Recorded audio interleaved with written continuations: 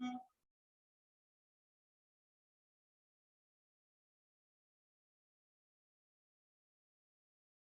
everyone. Am I audible? Yes, sir. Good afternoon. Yes, sir. Good afternoon, sir. Good afternoon.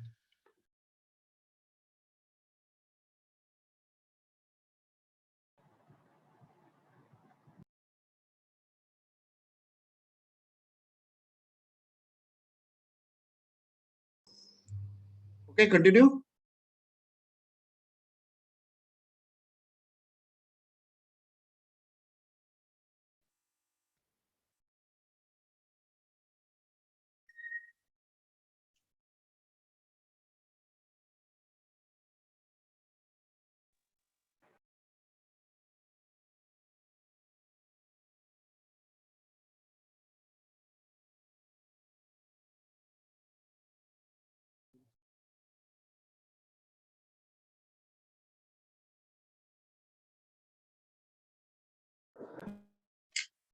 Hello. Good afternoon, sir. Good afternoon. Good afternoon. Okay, so let us continue. In fact, we have just started 11th right now. Okay. And what is important here for when you are preparing for IIT JEE, be it mains or advanced, one thing is very important because, you know, if you talk of physics as a subject, there is no limit of cases that we can discuss, but the subject is mainly based on the fundamentals. Fundamental are just like the rules that, you know, for example, if I ask you in mathematics, how many numbers you can create? Can any of you tell me? Infinite. Infinite, sir. Infinite. Okay. But if you go for the decimal systems, how many digits you have with which you can create all the numbers? 10. 10. So 0 to 9 are the digits with which you can create all the numbers, right? Right? Yes. Okay. So there are infinite numbers, but we have in decimal system, say 10 digits that can create all the numbers, right? So in the same way, when you go for the application of law of nature, in fact, physics is what? Physics is the study of law of nature. When you go to study the law of nature, there are very few laws in the nature, but their interpretations and their applications are infinite. So what is most important? We should understand the basic laws. And when we are going to apply those basic laws, we have to be very careful in our observation and calculation. And if we are careful in our observation and calculation, we can solve anything in this world. Got my point? Yes, sir. So Yes, sir. when you are studying physics, you don't have to keep too many things in the mind. Okay. But obviously you have to carry on your experiences with you. For example, if we have gone through something, we have gone through a process. So you don't have to memorize each and every step that you have done, but what was the basic thing behind it, you have to follow that. And if you follow that, automatically, whenever the relevant cases will be there, your mind will automatically get activated and you will get to that situation, provided you follow the basic that you have gone through. Okay. So we don't have to keep too many things in the mind, but we have to remain alert. We have to remain calculative. And we have to fundamentally understand the things rather than just memorizing the formula and theory. That is the basic behind the physics. Everything, whatever we talk of, say, from unit and dimension to the modern physics, there are some fundamentals behind it. We have to understand those fundamentals. And there are some basic laws behind it. In fact, if we talk of the basic laws, well, there are two major important things in the physics. They are the concept of force and energy. In fact, 99% phenomena in physics are explained through the force and energy. Somewhere the force plays the role, somewhere energy plays the role, and they are both mutually related. In fact, force and energy are not isolated things, but to observe the same thing into different ways. Is that clear? So this is the way in which physics proceeds. But when we proceed with our observation of world around us, we try to define certain thing. We want to characterize certain thing. We want to give the physical name to certain things. And then we talk of physical characteristics and we move ahead with it.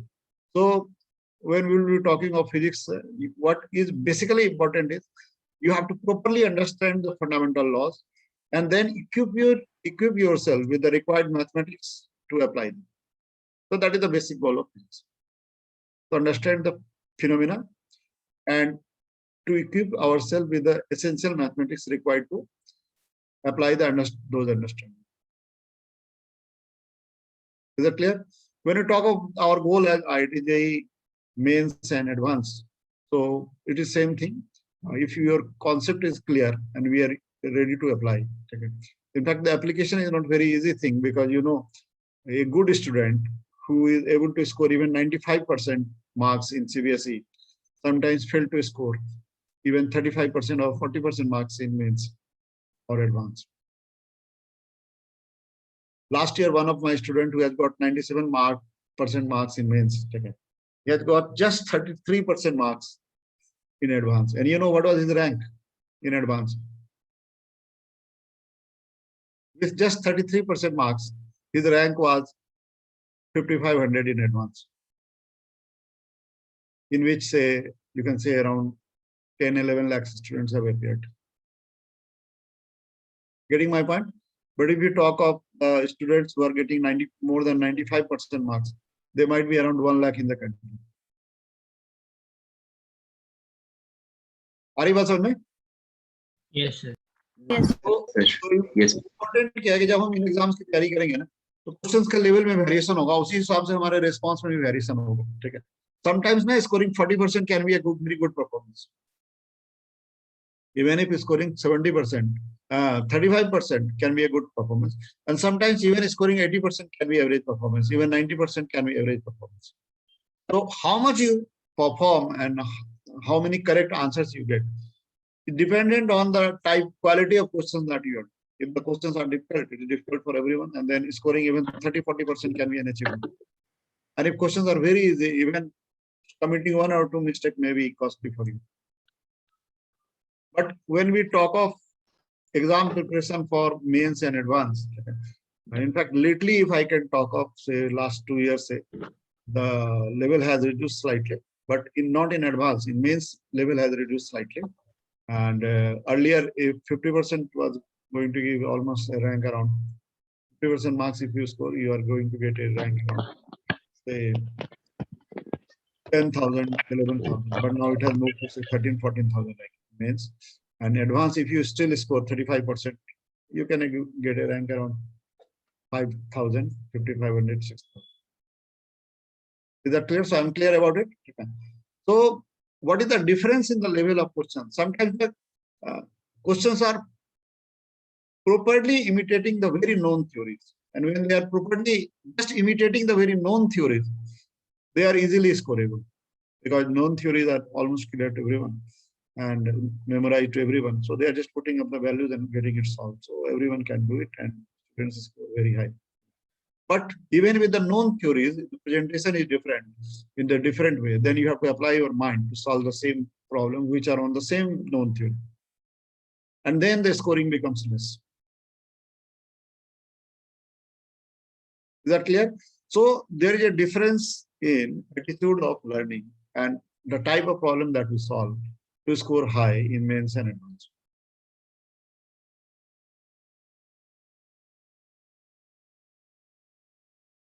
आ रही है मेरी बात समझ में? Yes, sir. हाँ.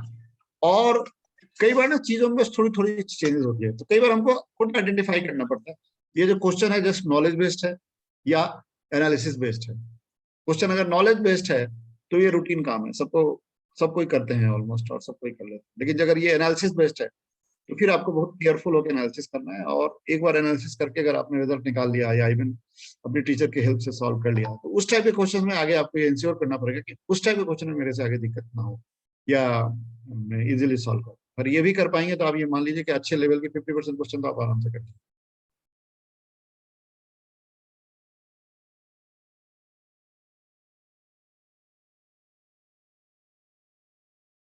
ठीक है भाई.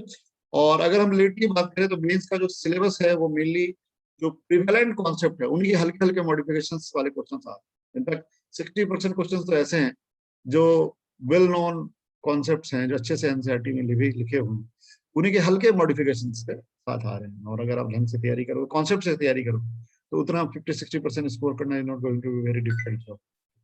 हाँ, उसके बाद के लेवल के लिए फिर आपको मैथमेटिकल स्किल्स थोड़ा और हाई करना पड़ेगा। और इवन 50-60% का मतलब ये होता है कि you are going to get a rank enough for a good NIT।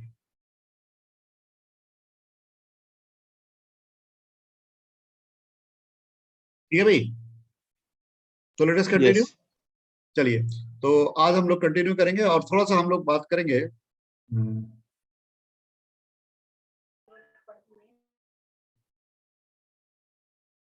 Share screen.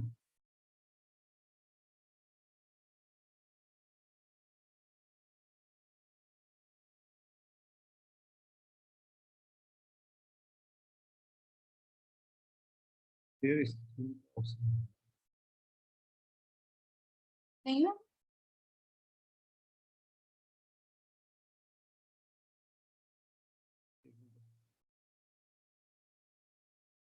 हाँ, हाँ, now it's okay। चलिए, अब मैं यहाँ ये मान लेता हूँ कि आप लोगों ने बहुत कुछ स्टडी कर लिया है इसमें। तो यहाँ मैं एक थोड़ा सा, आप जानते हैं कि जैसे हम लोग यूनिट्स एंड डायमेंशंस की अगर हम लोग बात करते हैं तो फिजिक्स में कितनी क्वांटिटीज हैं, कोई बताएगा? 7। 7 सर। नहीं, मैं ये नहीं कह रहा हूँ, मैं कह रहा हूँ फिजिक्स में कितनी क्वांटिटी?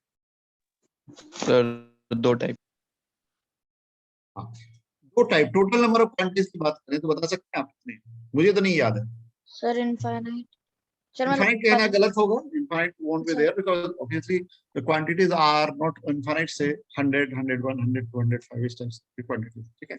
तो अभी हमारे पास नॉन क्वांटिटीज हैं जिनको फिजिकल हम लोग मान लेते हैं, या ज्यादा भी हो सकता है, 200 हो सकता है, 200 250 हो सकता है, बट एग्जैक्ट वैल्यूज कितने हैं, इतने नंबर कितने हैं वो कहना थोड़ा सा मुश्किल सा है, या यूजुअली हमें ध्यान पे रहता है ऐसा कैसे, ठीक है।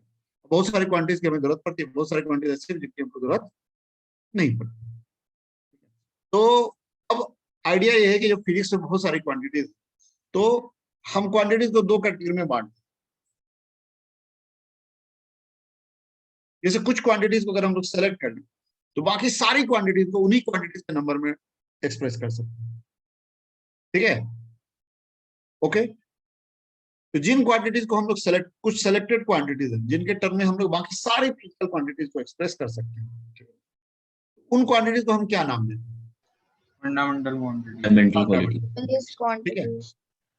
और फिर फंडामेंटल क्वांटिटीज के टर्म में हम बाकी क्वांटिटी को एक्सप्रेस कर सकते हैं, तो उनको हम लोग डिराइव्ड क्वांटिटीज का नाम देते हैं, उनका उनके यूनिट्स को डिराइव्ड यूनिट्स कहते हैं। और जिन क्वांटिटीज को हमने प्राइमरीली सेलेक्ट कर रखा उनको हम लोग फंडामेंटल क्वांटिटीज या उनके यूनिट्स को फंडामेंटल यूनिट्स कहते हैं, ठीक है। अब देखो, ये करने का जो सिस्टम्स है वो जैसे वर्ल्ड में एक एक्सेप्टेड सिस्टम है जिसको हम लोग एसआई सिस्टम बोलते हैं। तो कोई जरूरी नहीं है कि एसआई सिस्टम में जो फंडामेंटल क्वांटिटी, जो हर सिस्टम में वही फंडामेंटल क्वांटिटी, ठीक है। और कोई फंडामेंटल क्वांटिटीज को अलग अलग तरीके से भी स्टडी कर सकता है, ठीक है, यानी फंडामेंटल क्वांटिटीज को चेंज कर सकता है। हालांकि जो एसआई सिस्टम है उसमें 7 फंडामेंटल क्वांटिटीज माने गए, ठीक है। There are 7 quantities, fundamental quantities in SI system. Can you name them?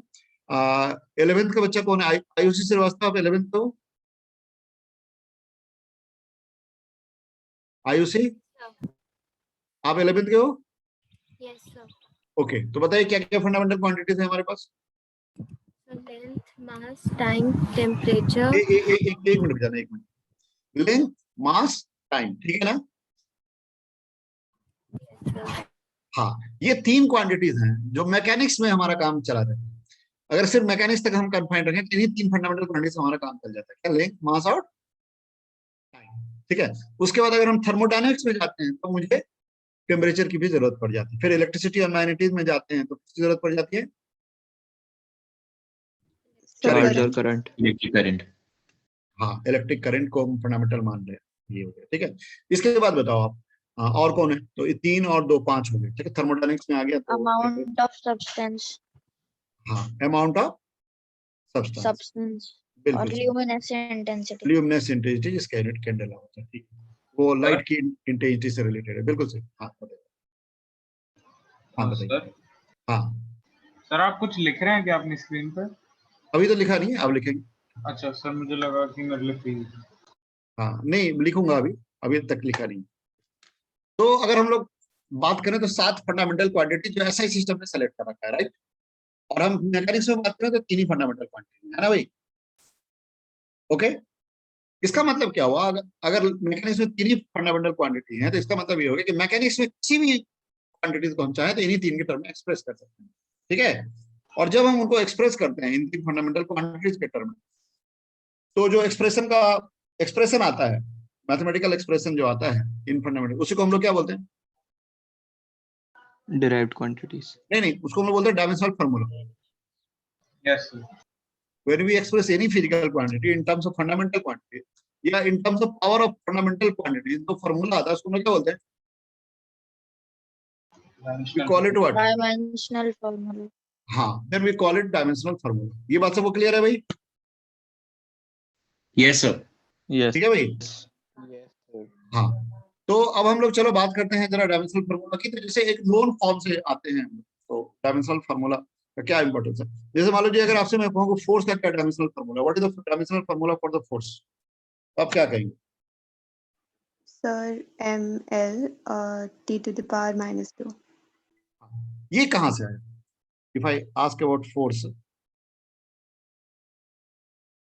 तो फोर्स का डायमेंशनल फार्मूला क्या होता है? ml t to the power minus 2, यही होता है ना भैया? Yes, sir. ये कैसे आया? सर अगर हम फोर्स का फॉर्मूला देखें वो मास इनटू एक्सेलरेशन होता है। बिल्कुल, force is equal to mass into acceleration. तो मास तो फंडामेंटल क्वांटिटी है ही, तो m आ गया, क्योंकि मास का सिंबल m होता है ना, कैपिटल M। ओके, और एक्लेशन क्या हुआ? Rate of change of velocity, यानी चेंज इन वेलोसिटी। किसी क्वांटिटी का चेंज जो होता है ना, उसका डायमेंशन और यूनिट वही होता है जो क्वांटिटी का होता है, नहीं? Yes, sir. तो delta v by delta t। अब डेल्टा v क्या है? वेलोसिटी। वेलोसिटी क्या होता है? लेंथ पर यूनिट टाइम होता है ना। तो इसका डायमेंशन हो गया lt माइनस 1 और इसका बाई t। तो अल्टीमेटली a का डायमेंशन क्या हो गया? lt to the power minus 2। अब मैं यहाँ पे रख दूंगा तो मेरा डायमेंशन क्या हो गया? ml t to the power minus 2। समझ में आया? यस ठीक है, तो फोर्स एक डिराइव क्वांटिटी, इसका मतलब हम चाहें तो फोर्स को जो हमारा 3 मैकेनिक्स का फंडामेंटल क्वांटिटी उनके टर्म में हम एक्सप्रेस कर सकते हैं, राइट? Yes, sir. Yes. ठीक है, इस तरह से अगर मैं पूछूं, बताओ आप चार्ज का डायमेंशनल फार्मूला क्या होगा? इधर डायमेंशनल फार्मूला ऑफ चार्ज 80. ये टी, बिल्कुल सही। करंट का तो rate of flow of charge होता है, ठीक है। तो फ्लो ऑफ चार्ज अगर मैं डेल्टा क्यू कहूँ तो डेल्टा क्यू क्या आ गया? Current into time. करंट को आई मान ले अगर, तो इनटू टाइम को टी मान लेते, तो करंट का जो सिंबल होता है वो ए होता है ना, एम्पियर ई टी। ये तो हमारा चार्ज का जो डायमेंशनल फार्मूला हो गया वो क्या हो गया?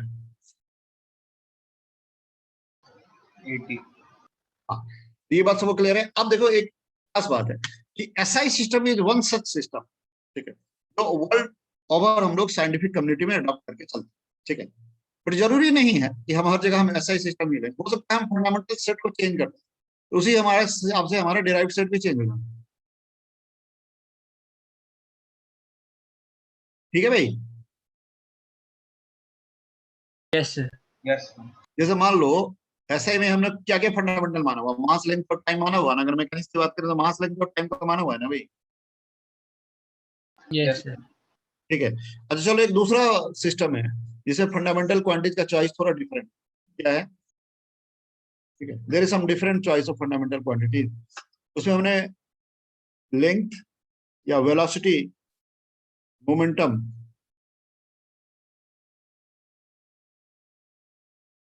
वेलोसिटी, मोमेंटम और फोर्स, ठीक है ना भाई? वेलोसिटी एक फंडामेंटल सिस्टम है जिसमें वेलोसिटी ई मोमेंटम के लिए रिप्रेजेंट कर रहा है और एफ फोर्स के लिए कर रहा है। किसके लिए? राइट। मतलब एक ऐसा सिस्टम है जिसमें फंडामेंटल क्वांटिटीज हमने वेलोसिटी, मोमेंटम और फोर्स को ले लिया है। किसको लिया है? Velocity, momentum, or force. हाँ, velocity, momentum and force are considered fundamental quantity in certain system of. ऐसे सिस्टम्स हैं जिसमें वेलोसिटी, मोमेंटम और फोर्स को फंडामेंटल मान लिया गया है, ठीक है भाई? Yes, sir. हाँ, तो आप ये बताइए, इस तरह के सिस्टम में what is the dimensional formula for energy?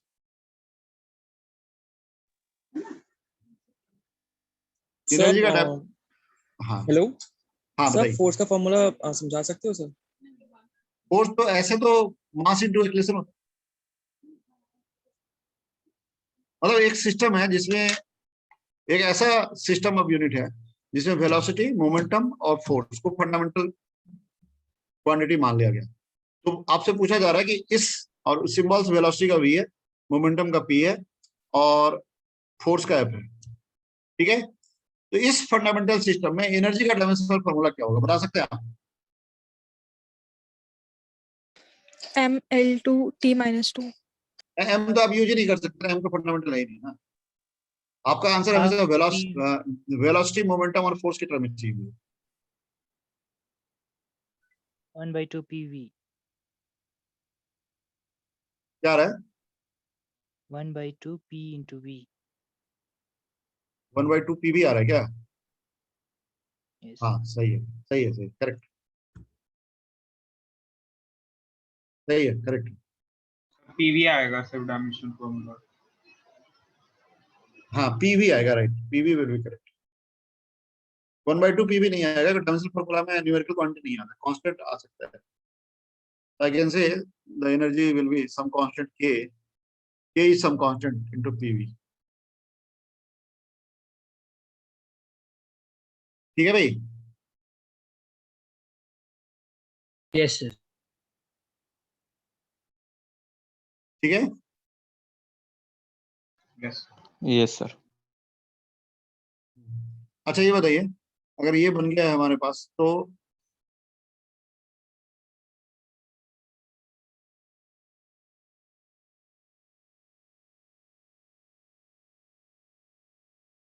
ठीक है। अच्छा ये बताइए, what is the dimensional formula of acceleration? Sir SI में या इस सिस्टम में? इस सिस्टम में, इस सिस्टम में एक्लेशन का डायमेंशनल फॉर्मूला क्या होगा? FV/P। क्या? FV/P। FV by P, ठीक है, FV by P।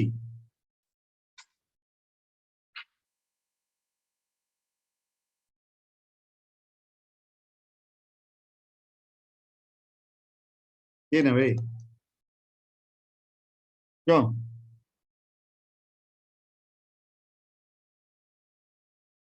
ठीक है,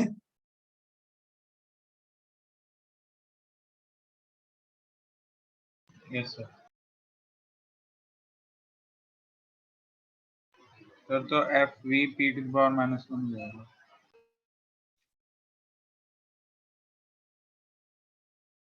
F इंटू वी तो ये हो गया ना पावर। हाँ ठीक है, मतलब मुझे नहीं पता, आप लोगों का आंसर मैंने लिख दिया है। यहाँ पे चाहो तो कोई कांस्टेंट डाल सकते हो, के मान लो, यहाँ ऐसे बोल सकते के इज सम कांस्टेंट, राइट। ठीक है, तो कहने का मतलब क्या है कि हमारे पास अलग अलग सिस्टम में कोई जरूरी नहीं है कि हम लोग वही फंडामेंटल क्वांटिटीज लें, दूसरे क्वांटिटीज भी ले सकते हैं, लेकिन फिर जिस भी फंडामेंटल क्वांटिटी को लेंगे उन्हीं के टर्म में हमको अगर डायमेंशनल फॉर्मूला है तो लिखना पड़ेगा, राइट। यस हाँ, सबको समझ में आ रहा है? 11th वाले बच्चे को समझ में आ रहा है किसी को? 11th का कौन कौन है? सामिया, आप 11th को?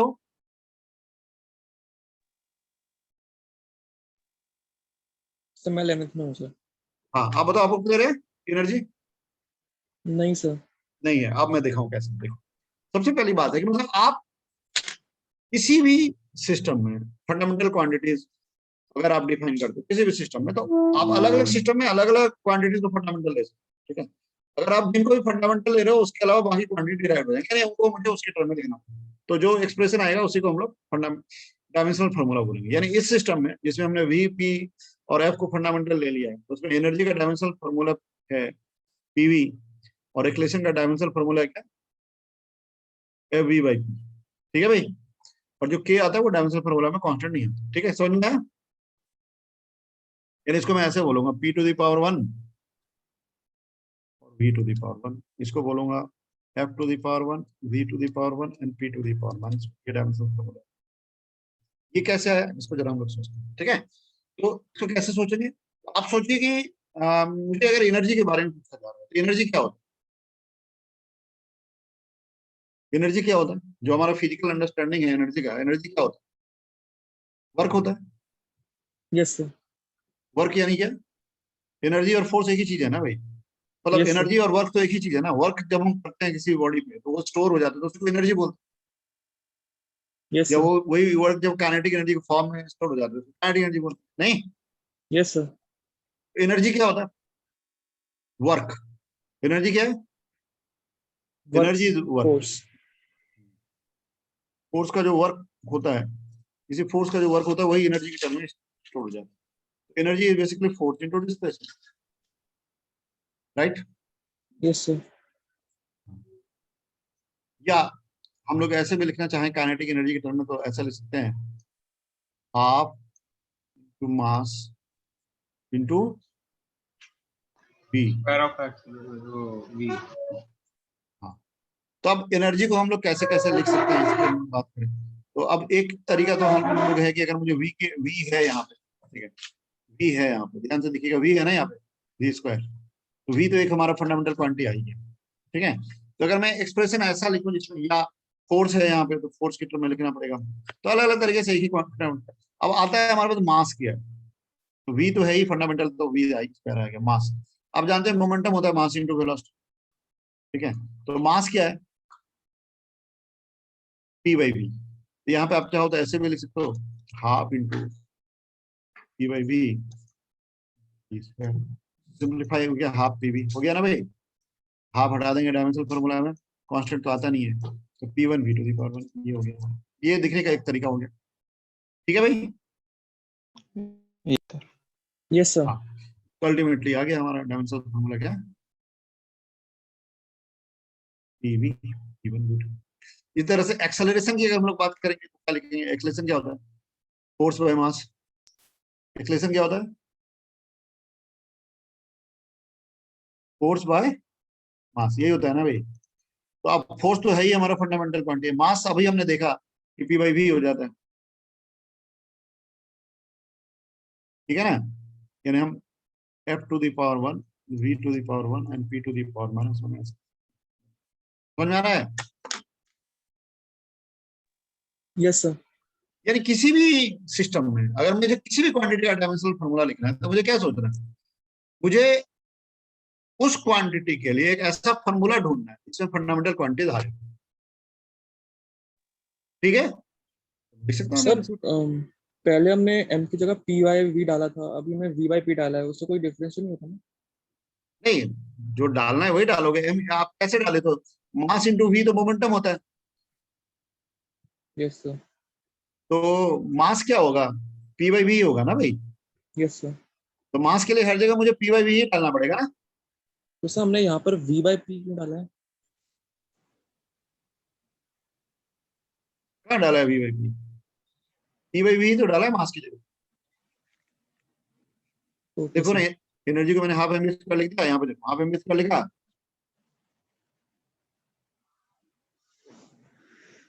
लिख लिया।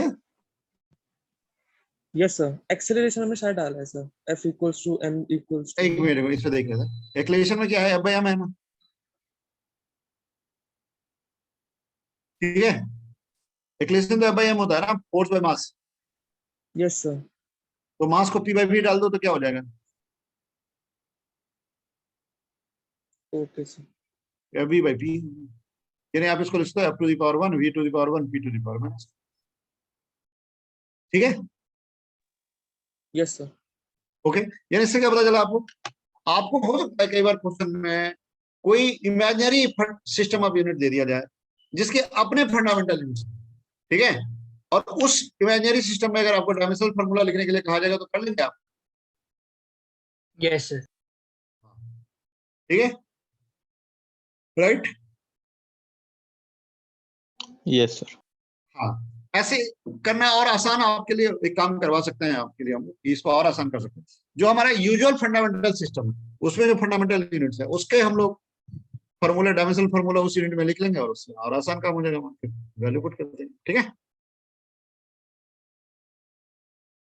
I hope you have got what is the meaning of fundamental quantity. तो ऐसा ही सिस्टम जो कि वर्ल्ड ओवर एक्सेप्टेड सिस्टम है उसमें उन्होंने 7 क्वांटिटी स्पेसिफिकली चूज करके उसको फंडामेंटल मान लिया, ठीक है। जैसे उन्होंने करंट को फंडामेंटल माना है, तो चार्ज का डायमेंशन आ गया A into T. A into T। लेकिन अगर कोई चार्ज को फंडामेंटल मान ले तो करंट का डायमेंशन क्या आ जाएगा? और किसी ने करंट को नहीं बल्कि चार्ज को फंडामेंटल मान लिया, तब क्या आ जाएगा करंट का? Q by T. ठीक है ना? तो ये देखिए SI system is a particular system which is adopted all over the world and accepted all over the world in a all scientific community। ठीक है, बट अगर हम चाहें तो अदर सिस्टम भी डिराइव कर सकते हैं। They may have their own advantage and disadvantage. Exam में क्वेश्चन आ सकते हैं ऐसे कि कोई आर्बिट्रेरी सिस्टम ऑफ यूनिट्स ले लिया गया, arbitrary system of fundamental quantity ले गया और आपको कहा जाए कि डायमेंशनल फार्मूला बता दो क्या? Yes, sir. Yes, sir. तो Yes. एक तो समझ में आ गया कि डायमेंशनल फार्मूला का मतलब क्या। आप जिस भी फंडामेंटल सिस्टम में बात कर रहे हो, जिस भी सिस्टम में बात कर रहे हो, उसमें जो भी फंडामेंटल सिस्टम क्वांटिटी आपने कंसीडर किया होगा, उसमें किसी भी क्वांटिटी को उन फंडामेंटल क्वांटिटीज के टर्म में अगर आप लिखेंगे तो जो एक्सप्रेशन आएगा उसी को आप डायमेंशनल फार्मूला कहेंगे। ठीक है भाई, सबको समझ में आ रहा है एवरीवन?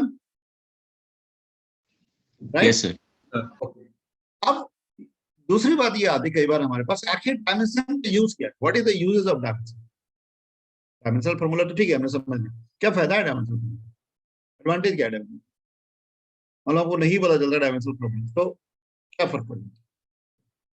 तो डायमेंशनल फार्मूलाज के ना कुछ प्रैक्टिकल रूल्स हैं। प्रैक्टिकल रूल्स क्या है कि डायमेंशनल फार्मूला से हम लोग कुछ काम कर सकते हैं। कुछ काम मतलब क्या कर सकते हैं? जैसे मान लो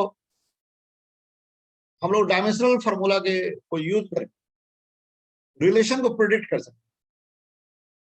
रिलेशन को प्रेडिक्ट कर सकते हैं। प्रेडिक्ट कर सकते हैं मतलब जैसे मान लो आपको पता है कि एक फिजिकल क्वांटिटी है इन फिजिकल क्वांटिटी, ठीक है, I know there is some physical quantity that is dependent on these physical quantities, but how that I don't know. Simple product form में डिपेंडेंस पता है, ये क्या क्या पावर इन्वॉल्व है वो नहीं पता, तो वहां हम लोग बता सकते हैं। ठीक है भाई? Yes, sir. Yes, sir. Okay sir हम प्रिडिक्ट करेंगे कैसे? हाँ, प्रेडिक्ट करेंगे कैसे? उसके लिए कुछ फिजिकल इनपुट चाहिए हमको। और हमको ये पता होना चाहिए कि कोई क्वांटिटी है जो इन फिजिकल क्वांटिटीज पे प्रोडक्ट फॉर्म में डिपेंड कर रही है, और उन प्रोडक्ट फॉर्म में इस क्वांटिटी का क्या पावर है वो पता नहीं, वो पावर हम बता दें। ठीक है भाई? Okay Yes, sir. ठीक है, जैसे फॉर एग्जांपल मैं एक एग्जांपल ले लेता हूँ। ठीक है, जैसे जैसे मान लो हमको ये पता है कि जो कोई ब्लॉक मूव कर रहा है, ठीक है, मान लो एक ब्लॉक को रफ सरफेस पे मूव करा रहे हैं, एक एग्जांपल ले लेते हैं। ठीक है भाई? Okay, Yes, sir. Yes sir. एक ब्लॉक को हमने रफ सरफेस पे मूव करा दिया, ठीक है, ओके, और हमको ये पता है कि जैसे एक ब्लॉक को रफ सरफेस पे कोई वेलोसिटी दे देंगे तो बताओ टाइम के साथ क्या उसकी वेलोसिटी बढ़ेगी कि घट जाएगी? घटेगी। घटेगी। सर कम हो जाएगी। हाँ, कम होती जाएगी। ओके, तो अब मान लो मुझे ये पता है कि loss in kinetic energy is dependent on frictional force and displacement. ठीक है भाई? मतलब किसी को ये समझ में आ गया कि जो लॉस हो रहा है ना काइनेटिक एनर्जी, किस पे डिपेंड कर रहा है? फ्रैक्शनल फोर्स पे और इसलिए sir. Fractional force. Loss in kinetic energy is proportional to, या प्रोपोर्शनल टू नहीं, dependent on force, frictional force. F का मतलब फ्रिक्शनल फोर्स, एफ का मतलब क्या है? And displacement. ये उसको पता चल गया। ठीक है भाई? ये जो काइनेटिक एनर्जी का लॉस है वो किस पे डिपेंड कर रहा है? फ्रिक्शनल फोर्स और Displacement. हाँ, ठीक है, लेकिन किस किस पावर के साथ वो उसको, मतलब एफ का क्या पावर आ रहा है उस लॉस में, डिस्प्लेसमेंट का क्या पावर आ रहा है, ये तो नहीं पता। ठीक है, लेकिन वो डायमेंशन एनालिसिस से बता सकता है कि इसमें फ्रिक्शन का क्या पावर आएगा, डिस्प्लेसमेंट का क्या पावर। ठीक है भाई? सर रिपीट कर दोगे? मतलब मैं एक ऑब्जर्वेशन की बात कर रहा हूँ, जैसे एक ब्लॉक को मैंने कोई वेलोसिटी दे दी रफ सरफेस पे, तो जैसे जैसे वो आगे जाएगा काइनेटिक एनर्जी कम होता जाएगा ना भाई? Yes, sir. तो लॉस इन काइनेटिक एनर्जी, ये मुझे पता चल गया कि जो काइनेटिक एनर्जी का लॉस है वो फ्रिक्शनल फोर्स पे और डिस्प्लेसमेंट पे डिपेंड है, ठीक है। Yes, लेकिन sir. फोर्स पे किस पावर पे ये नहीं पता है, डिस्प्लेसमेंट पे किस पावर पे हमको नहीं पता, राइट। Yes, sir. ठीक है, तो वो पावर क्या होगा वो मैं डायमेंशनल फार्मूला का यूज करके बता सकता हूं, ठीक है। अच्छा देखो, लॉस इन काइनेटिक एनर्जी को अगर मैं डेल्टा के लिखूं तो डेल्टा के का डायमेंशन क्या होगा? ml2t T minus 2. हाँ, क्या होगा? ml to the power 2 and t to the power minus 2. अच्छा ये बताओ फोर्स का डायमेंशन क्या होगा? mlt minus so l to the power 2 ml t to the power minus 2 ना भाई, नहीं, यानी m1 l1 t to the power minus 2 ये ना। Yes, sir. इसलिए एनर्जी में और डिस्प्लेसमेंट का क्या होता सर एनर्जी में L स्क्वायर नहीं होगा? है? एनर्जी में एल स्क्वायर होता है। हाँ हाँ, एनर्जी, ठीक है। डिस्प्लेसमेंट का होता है, क्या होता है? L. L. L. L. L बस, ठीक है। तो मुझे ये बताना है कि काइनेटिक एनर्जी कैसे फोर्स और डिस्प्लेसमेंट पर डिपेंड करता है। तो मैंने मान लिया let kinetic energy change is some constant c into f to the power x into s to the power y, ऐसे मैंने मान लिया, ठीक है। Yes, sir. Okay, Yes, sir. तो अगर डायमेंशनल एनालिसिस सोचो तो बताओ लेफ्ट साइड क्या डायमेंशन क्या हुआ? ml2t minus 2. ठीक है, और c तो कांस्टेंट है, उसका तो कोई डायमेंशन लेस कांस्टेंट है। सर वो सर, L2 L2 होगा, हैं? L2 होगा डेल्टा के। सॉरी, बार बार वही गलती, थैंक यू। चलो इधर आओ, आप c का तो कोई डायमेंशन नहीं है, तो यहाँ पे क्या हो गया? m1 l1 t to the power minus 2, ठीक है, और s क्या हो गया? l to the, ठीक है। तो यहाँ पे हमारा रिजल्ट क्या आ गया भाई? इधर m का क्या पावर आ गया? नेट पावर क्या आ गया m का? x बस। l का क्या पावर आ गया? यहाँ पे x और यहाँ y है, तो l into X plus Y हो गया, नहीं? t का पावर क्या हो Yes. गया? Yes, sir. -2। समझ में आ रहा है? Yes, sir. तो अल्टीमेटली डायमेंशन जो लेफ्ट साइड का होगा और RHS का होगा वो बराबर होना पड़ेगा। इसको अगर मैं सॉल्व करूंगा तो जो फंडामेंटल क्वांटिटी का जो पावर LHS में होगा वही RHS में होगा, तो इससे x क्या आ गया? 1. तो यहाँ पे क्या क्या क्वेश्चन बनेगा? x इक्वल टू 1 आ गया, और Y भी- x प्लस वाई कितना आ गया? 2। 2 हाँ, और क्या आ गया? -2x equal to -2। एक्चुअली दो ही क्वेश्चन से हमारा काम खत्म हो जाए, लेकिन तीसरे क्वेश्चन से हम लोग ये चेक कर सकते हैं ये आ रहा है कि नहीं आ रहा है। चलिए, ठीक है, इससे x कितना आ गया? 1, और y कितना आ गया? 1 आ गया ना। इसका मतलब कहें कि loss in kinetic energy friction के किस पावर पर डिपेंड करती है, तो क्या बोलोगे? 1. और डिस्प्लेसमेंट के? 1. हाँ, यानी अल्टीमेटली मैं कहूंगा कि लॉस इन काइनेटिक एनर्जी का फॉर्मूला हो गया क्या? c into force into displacement, ठीक है, ठीक है। Yes, sir. Yes. तो याद देखो, ये फॉर्मूला मैंने निकाल लिया, फॉर्मूला मैंने डिराइव किया। इस फॉर्मूला को डिराइव करने मुझे बस इतनी चीज की जरूरत पड़ गई कि मुझे ये ऑब्जर्व करना पड़ा कि जो काइनेटिक एनर्जी का लॉस है वो फ्रिक्शन पे और डिस्प्लेसमेंट पे डिपेंड करता है, ठीक है भाई? Yes, sir. ठीक है, समझ में आया?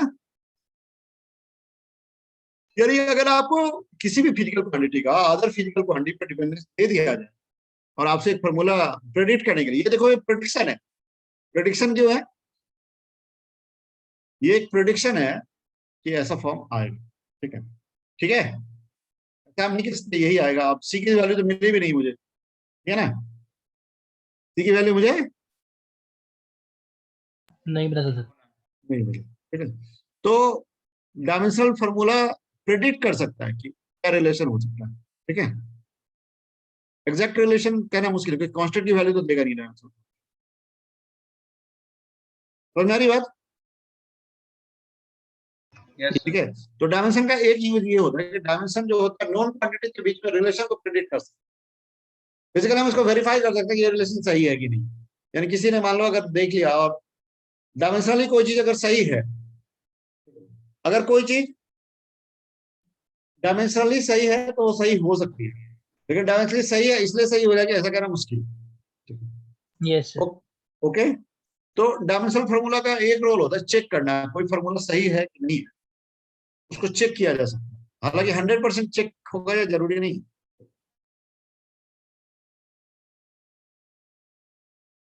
ठीक है। Yes, sir. जैसे Yes, sir. अगर मैं कहूं कि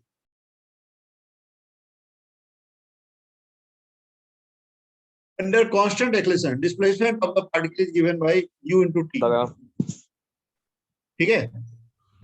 if I make an equation here, if I say under constant acceleration displacement of the particle is given as s is equal to u into t, बात आ रही समझ में? यस मैंने एक स्टेटमेंट दिया under constant acceleration displacement of a particle is given as क्या, initial velocity into time. ये सही है कि गलत है? गलत है।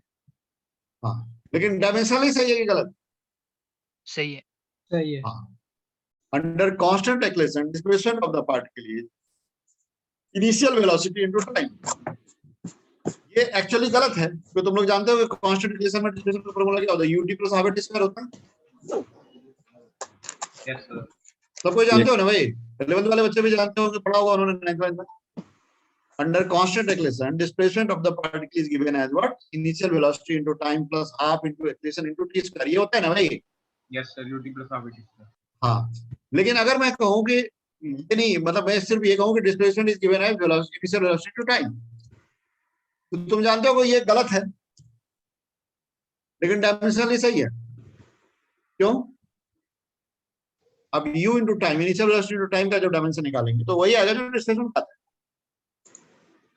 ठीक है भाई? Yes, sir. तो आइडिया ये है कि डायमेंशनली कोई चीज सही है इसका मतलब ये नहीं कि सही है। ठीक है। हाँ, लेकिन अगर सही होगा तो डायमेंशनली सही होना पड़ेगा। ठीक है, यानी कोई इक्वेशन डायमेंशनली अगर होल्ड नहीं कर रहा है इसका मतलब है कि वो गलत, लेकिन डायमेंशनली होल्ड कर रहा है इसीलिए सही है, ये हम नहीं कर। ठीक है भाई? Yes, sir. यस सर और dimension is just one of the way to check. ठीक है, one of the way to check. और डिपेंडेंसी में पावर की बात हम लोग कर सकते हैं, हमको पता है कि डिपेंडेंसी है। ठीक है, पावर फॉर्म डिपेंडेंसी में हम लोग डिपेंडेंसी का पावर प्रेडिक्ट कर सकते हैं। ठीक है, यस सर। ओके। चलो, एक बहुत फेमस सा प्रॉब्लम है, विस्कोसिटी का प्रॉब्लम है। ठीक है, जैसे स्फीयर होता है ना, मान लो एक लिक्विड में हम लोग एक स्फीयर को छोड़ देते हैं तो क्या होता है पता है तुमको? एक फिनोमेना है तो विस्कोसिटी बोला जाता है। जैसे मान लो एक लिक्विड है उसमें एक स्फीयर को छोड़ दिया। ठीक है भाई, एक स्फीयर को छोड़ दिया, इसका रेडियस r है। क्या है? R. I have left a sphere in a liquid. किसमें छोड़ दिया है? I have left a sphere in a liquid. ठीक है, ओके। Yes, sir. अच्छा, तो ये बताओ, जैसे हम स्फीयर को छोड़ेंगे, जैसे हम स्फीयर को छोड़ेंगे तो क्या होगा? इसकी वेलोसिटी क्या होगी?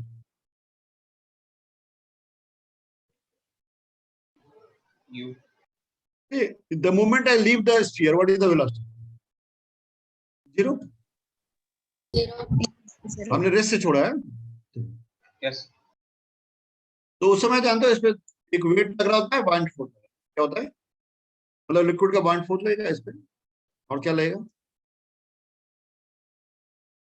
और अपना वेट लगेगा। ठीक है, राइट? नहीं, सर आपने लिक्विड में ही सस्पेंड करी हुई है बॉल या फिर आपने ऊपर से फेंक दिया है? नहीं सस्पेंड नहीं करी, यहाँ से मैंने रिलीज किया, जस्ट रिलीज, रेस्ट से छोड़ दिया। लिक्विड के अंदर ही रिलीज किया आपने? हाँ हाँ, बिल्कुल बिल्कुल, लिक्विड के अंदर रिलीज किया। ओके। और मैं ये मानता हूँ इसका डेंसिटी ज्यादा है, इसका मटेरियल का डेंसिटी सिग्मा मान लिया, लिक्विड का रो मान लिया, और मैंने मान लिया सिग्मा इज ग्रेटर देन रो, यानी लिक्विड किसकी डेंसिटी ज्यादा है? स्फीयर मटेरियल, ठीक है, स्फीयर की। तो अब क्या होगा बता सकते हो? Can you predict what will happen? Sink कर जाएगी। ये नीचे जाएगी, तो जब वो नीचे जाएगी तो क्या होगा टाइम में उसकी वेलोसिटी बढ़ेगी घटेगी? जब मैंने छोड़ा था तो वेलोसिटी 0 था ना भाई, तो जैसे जैसे नीचे जाएगा वेलोसिटी बढ़ता जाएगा ना। बढ़ेगी। बढ़ेगी सर। एक्सेलरेशन होगा। हाँ, लेकिन जानते हो यहाँ क्या होता है? अगर एक ऐसा लिक्विड होता है जब जिसमें मूवमेंट होता है ना बॉल का, तो वो ड्रैग फोर्स लगाता है अपोजिट टू वेलोसिटी, उसको हम लोग विस्कस फोर्स बोलते हैं। क्या बोलते हैं? Viscous force. यानी जैसे यहाँ पे आ गया मान लो, तो यहाँ पे वेलोसिटी अगर v हो गई है, तो यहाँ पे खाली वेट और बाइंड फोर्स के अलावा भी एक फोर्स लग रहा है। वेट तो लगी रहा है, बाइंड फोर्स तो लगी रहा है, इसके अलावा ऊपर की तरफ एक और फोर्स लग रहा है, वो क्या? Viscous force. क्या क्या लग रहा है? Viscous force. किसी लिक्विड में जब कोई बॉडी मूव करती है तो उसे विस्कस फोर्स है, जो कि फ्रिक्शन टाइप का फोर्स है। लिक्विड के अंदर फ्रिक्शन टाइप का फोर्स को विस्कस फोर्स बोलते हैं। क्या? ठीक है भाई। तो विस्कस फोर्स जो है ना, Yes, sir. वो इन चीजों पर डिपेंड करता है। मतलब हमको पता है कि, लिख लो, when a spherical body moves in a liquid, लिखो, when a spherical body moves in a liquid, when a spherical body moves in a liquid, when a spherical body moves in a liquid, viscous force on sphere depends on radius, velocity, and coefficient of viscosity. Coefficient of viscosity का symbol जो होता है ना, ईटा होता है। क्या होता है? ईटा। हाँ, constant of coefficient of viscosity पे डिपेंड करता है। इसका सिंबल होता है, क्या होता है? ईटा। और ईटा का जो डायमेंशन है वो मैं अभी यहाँ पे दे रहा हूँ। ईटा के बारे में हम लोग जानते नहीं है। ईटा मतलब कोएफिशिएंट ऑफ विस्कोसिटी है। तो ईटा का जो डायमेंशन होता है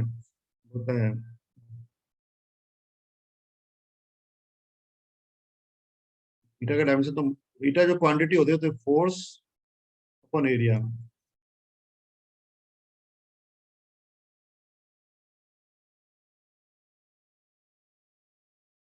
लेंथ बाय वेलोसिटी, ये होता है। ठीक है भाई, यानी क्या हो गया ये? ml minus 1 हाँ, फोर्स का तो हम लोग जानते हैं ना, फोर्स का क्या होता है? ml t to the power minus 2, L का तो L हो जाता है, और एरिया का L स्क्वायर हो जाता है, और वेलोसिटी का L t to the power minus 1 हो जाता है। सबको सिंपलीफाई कर देंगे तो डायमेंशन क्या आ जाएगा ईटा का? ml minus 1 t minus 1। तो ये मुझे मतलब पता है, मतलब गिवन है कि जो ईटा होता है इसको कोएफिशिएंट ऑफ विस्कोसिटी बोलते हैं, उसका डायमेंशन क्या होता है? m to the power 1, L to the power minus 1 और t to the power minus 1 ना भाई। Yes sir. ये हमको पता है, ये मतलब गिवन है मुझे। ठीक है, okay. Yes sir. Eta is given to me. Eta का डायमेंशन क्या है? m to the power 1, L to the power minus 1, t to the power minus। ईटा को बोलते हैं कोएफिशिएंट ऑफ विस्कोसिटी। तो हमको पता है कि जो विस्कस फोर्स है वो किन पे डिपेंड कर रहा है? इस पे। r क्या है? रेडियस। v क्या है? वेलोसिटी। velocity, और ईटा क्या है? Coefficient of viscous. constant of viscosity, इसका डायमेंशन होता है, मतलब ये, ठीक है, डायमेंशनलेस कांस्टेंट ही है, जैसे 2, 4, 5 ऐसा नहीं है, मतलब एक फिजिकल क्वांटिटी को रिप्रेजेंट करने वाला कांस्टेंट। ठीक है ना भाई? ठीक है।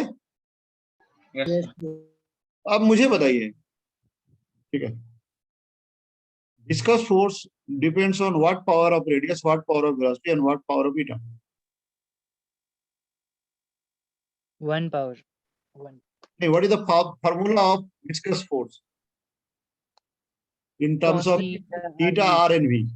कांस्टेंट इनटू नहीं ईटा। नहीं, तुम लोग मत बोलना, तुम लोग बुलाओ 11th वाले बच्चों को इंटरेक्ट करेंगे। 11th वाले कौन कौन है? सर मैं 11th में। 11th क्या नाम है तुम्हारा बेटा? ऋषिक। यस सर ऋषिक। मैं भी 11th। हाँ, आपका क्या नाम है बेटा? हर्षित। अर्नव। अर्णव। अच्छा, अर्णव आप बताओ, जो हमारा विस्कस फोर्स है उसका क्या फॉर्मूला निकल के आ रहा है सामने? इनके टर्म में, आर वी और ईटा के term में। यस सर निकाल रहा हूँ इसकी। हाँ निकालिए, ठीक है। एक यूज ये है कि हम लोग फॉर्मूला निकाल सकते हैं, फॉर्मूला चेक कर सकते हैं। हालांकि डायमेंशनली करेक्ट का मतलब करेक्टली हो जरूरी नहीं है। हाँ लेकिन डायमेंशनली अगर इनकरेक्ट हो गया तो इनकरेक्ट है।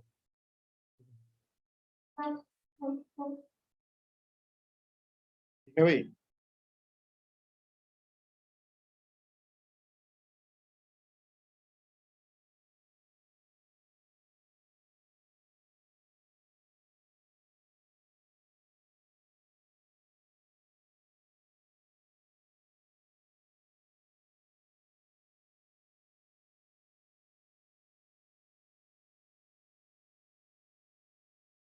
बताइए।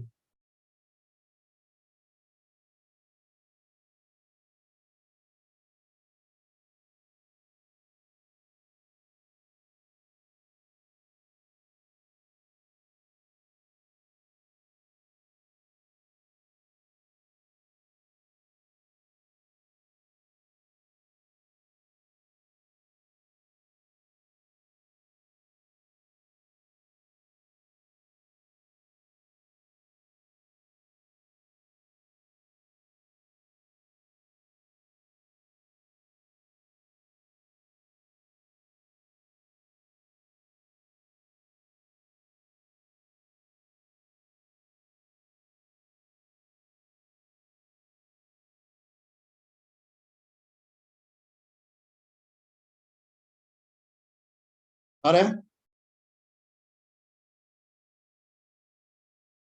I'm getting some answer here.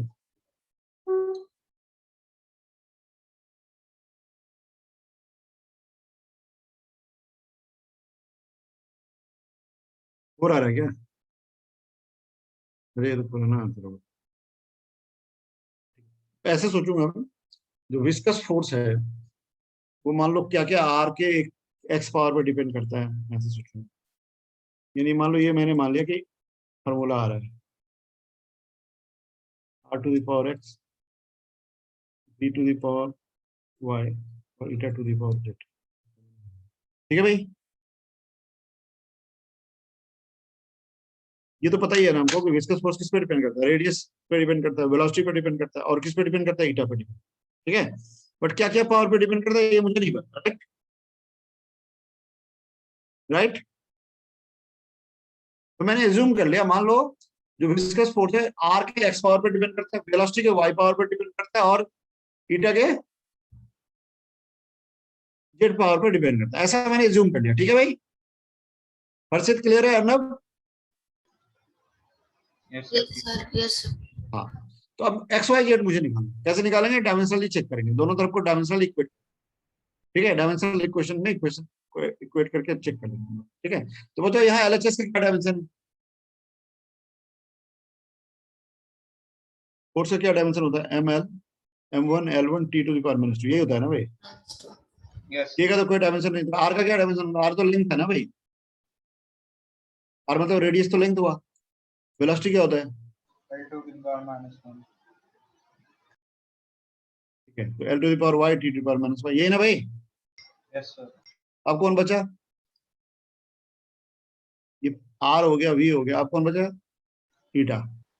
तो ईटा में क्या होगा? M to the power Z plus L to the power minus Z और T to the power minus Z, है ना भाई? Yes sir. Yes sir. हाँ, तो इस हिसाब से आरएचएस में एम का टोटल डायमेंशन क्या आ गया?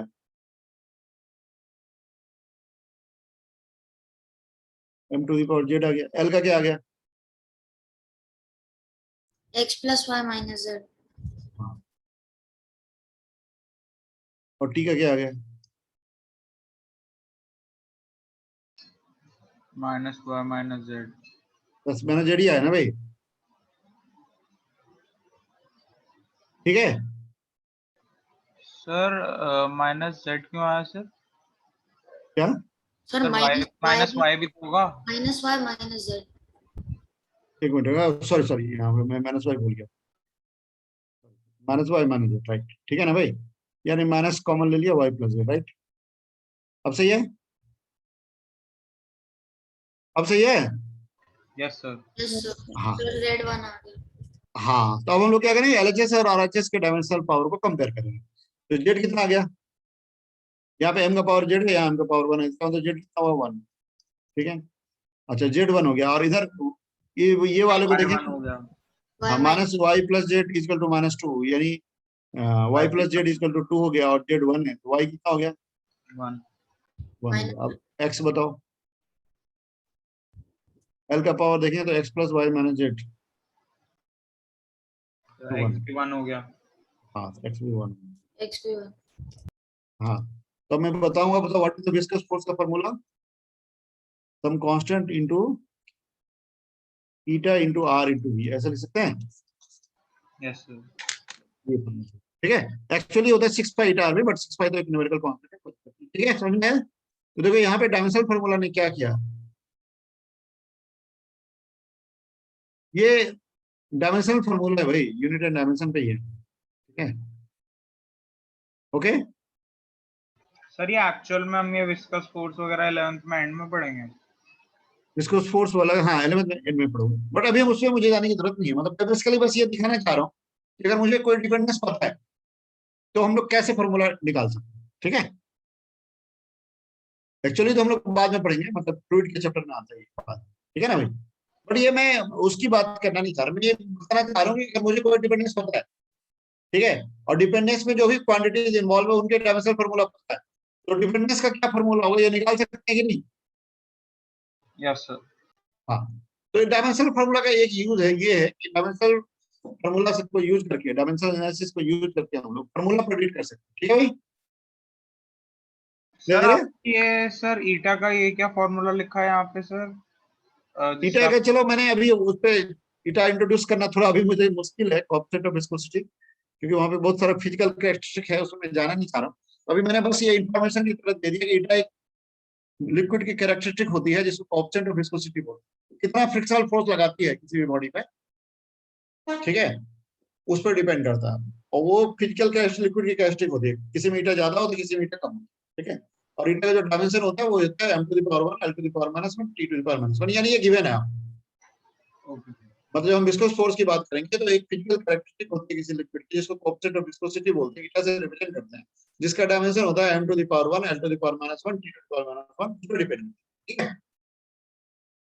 Yes sir. ओके, और ओवरऑल विस्कस फोर्स है वो आर वी और ईटा पर डिपेंड करता है। तो अगर मैं कहूं आपसे कि what is the formula of viscous force, तो कैसे निकालें, ठीक है। मतलब मैं ये समझाना चाह रहा हूँ कि देखो कैसे अलग अलग टाइप से यूजेस आएंगे डायमेंशनल फार्मूला, कर लोगे? Yes sir. जैसे फंडामेंटल सिस्टम चेंज कर देंगे तो हमको डायमेंशनल फार्मूला निकालेंगे, तो कर लेंगे ना, हाँ सर। ठीक है। इस तरह से एक बहुत फेमस प्रॉब्लम आता है कई बार, जैसे मान लो हमारे पास, तुम जानते हो कि एक टर्म होता है स्पीड ऑफ लाइट, जानते हो? Yes sir. एक होता है प्लैंक्स कांस्टेंट, जानते हो? सर सुना है बस। कोई बताओ तो, कोई फोटोन अगर होता है ना, फोटोन की जो एनर्जी है ना उसकी फ्रीक्वेंसी पे डिपेंड करती है, उसका फॉर्मूला होता है h Planck's constant into t, क्या होता है, ठीक है, प्लैंक्स कांस्टेंट इनटू न्यू, ठीक है भाई। यस। तो c हो गया स्पीड ऑफ लाइट और प्लैंक्स कांस्टेंट हो गया h, ठीक है, ओके। Yes sir. और एक टर्म होता है capital G, universal gravitational constant, सुना है तुम लोगों ने? Yes sir. तो इन तीनों को अगर फंडामेंटल क्वांटिटी मान लिया जाए, ठीक है, किसको किसको,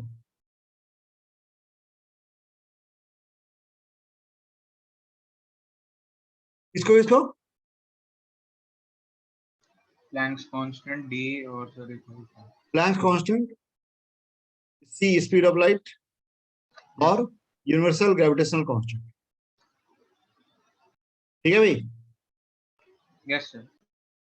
तो बताओ मास का क्या डायमेंशन है, what is the dimension of mass, length and time, can you tell me? ये बड़ा पॉपुलर सा क्वेश्चन है, अक्सर अच्छे अच्छे एग्जाम्स में आते रहते हैं। हाँ, यहाँ पे तुम 11th के बच्चों के लिए ये आ सकते हैं कि आस्क कि जी का क्या डायमेंशन होगा, दे में आस्क एच का क्या डायमेंशन होगा। एक क्वेश्चन की तरह लिख लो, मैं समझा देता हूँ। लिखो पहले, लिख लो एक बार, उसके बाद मैं समझा दूंगा। लिखो, if speed of light c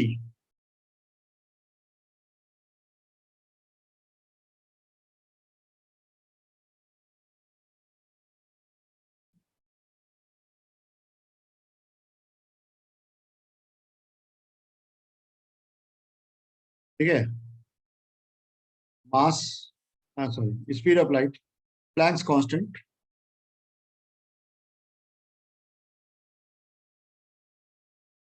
h and universal gravitational constant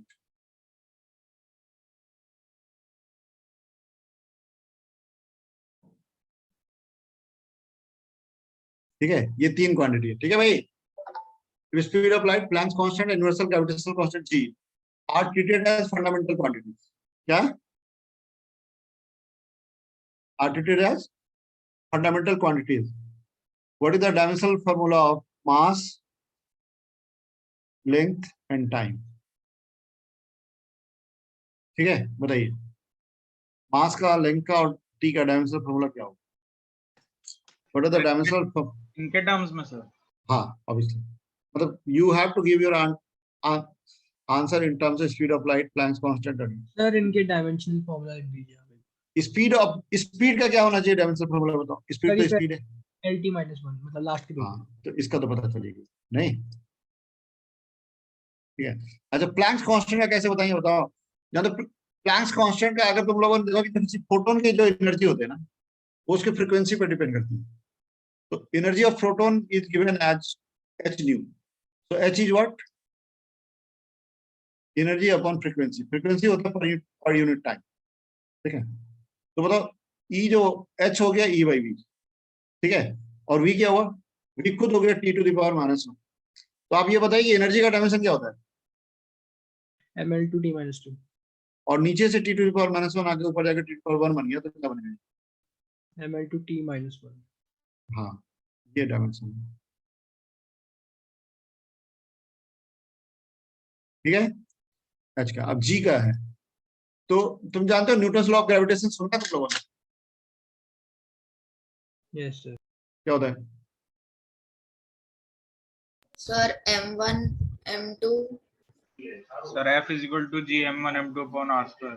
yes, तो g क्या हो गया, g हो गया m into R square, f into R square by m1 m2, है ना भाई।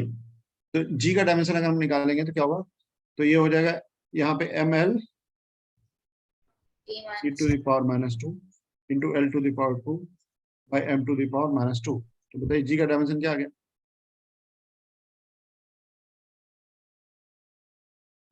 m square m to the power -1, हाँ l cube e to the power -2। Yes, ये ठीक है। तो चलो मान लो मुझे नहीं पता था, तो सपोज क्वेश्चन ने मुझे दे दिया, सी का डायमेंशन दे दिया, एच का डायमेंशन दे दिया, कैपिटल जी का दे दिया। अब तुमको डायमेंशन किसका निकालना है, मास का। डायमेंशन किसका निकालना है, लेंथ का। डायमेंशन किसका निकालना है, टाइम का। यानी अभी हमको फंडामेंटल क्वांटिटी किसको मानना है, सी एच और जी को।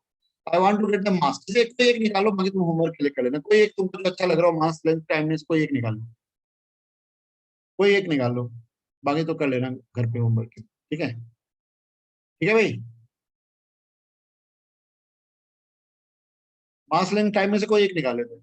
ठीक है, क्या डायमेंशनल फॉर्मूला, जैसे मास का क्या डायमेंशनल फॉर्मूला है, ऐसा पूछ ले तो क्या आंसर हो। I am getting some answer here also. ठीक है भाई,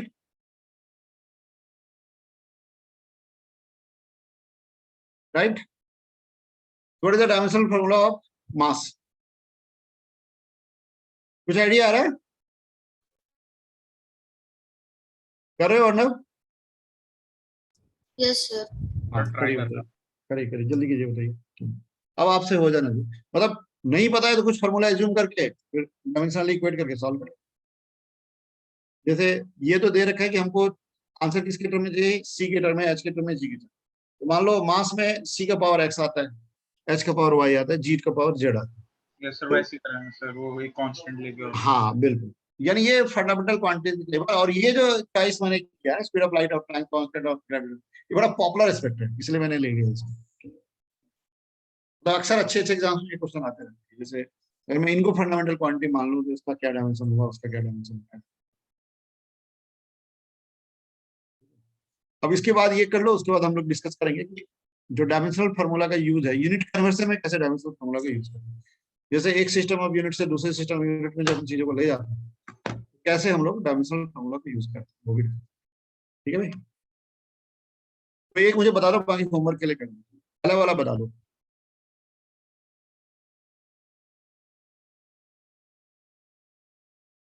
सर ये वैसे ही करेंगे ना जैसे हमने रिलेशन निकाला था। बिल्कुल बिल्कुल बिल्कुल, मतलब मैं ऐसे मानूंगा मास मान लो सी पे एक्स पावर पर डिपेंड करता है, एच पे वाई पावर पर डिपेंड करता है, और जी पे जेड पावर पर डिपेंड करता सर लेकिन हम इक्वल टू करके वो लेंगे तो सर एम का हम क्या लेंगे डायमेंशनल फॉर्मूला? है। एम का तो एम टू द पावर 1 है ना, जो नहीं है उसके 0 लोगे। मास का तो डायमेंशन मास ही है ना भाई, यस सर। उसका मुझे इनके टर्म में बताना है।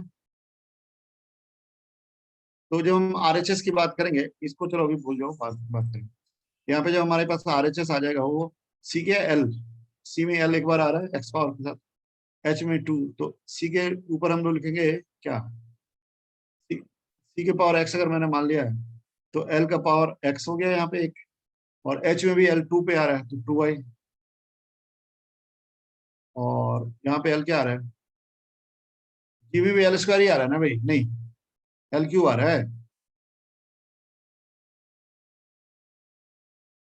हाँ 3z है ना भाई, समझ में आ रहा है, एल का तो ये आ गया, ठीक है। और एम का क्या आया, एम कहीं आ रहा है क्या इसमें, हाँ एच में एम आ रहा है, जी में भी आ रहा है, तो y m to the power y और -2z, राइट, -2z नहीं भाई, नहीं -z, समझ में आ रहा है। अब कौन बचा, p, p देखो यहाँ पे c में आ रहा है t to the power -x, ठीक है, और h में भी आ रहा है -y, और z में क्या आ रहा है -z, राइट, ठीक है। तो ये आ गया हमारा आरएचएस का, ये आ गया, देखो इनका प्रोडक्ट हो गया आरएचएस, और एलएचएस में क्या आ रहा है, खाली m टू द पावर 1 आ रहा है, क्या आ रहा है, m का मतलब m टू द पावर 1, समझ में आ रहा है क्या। यस सर, और फिर सर एल की पावर 0 टी की पावर 0 हो जाएगा। हाँ, तो यहाँ पे जो एल का पावर है तो 0 होना पड़ेगा, क्योंकि यहाँ एलएचएस में तो एल का पावर आ रहा है, आरएचएस में, एलएचएस में तो नहीं आ रहा है एल का पावर, आरएचएस में आ रहा है। इसका मतलब आरएचएस में जो एल का पावर आ रहा है वो 0 के बराबर है, ठीक है ना भाई। Yes sir. मेरा एक लीनियर इक्वेशन बन गया x + 2y -3 + 3z ना, और इधर आते हैं y - z = 1, नहीं, और इधर क्या आ गया, x + y + z = 0, राइट। जो t का पावर है आरएचएस में है, एलएचएस में नहीं है, ठीक है, समझ में आ रहा है क्या।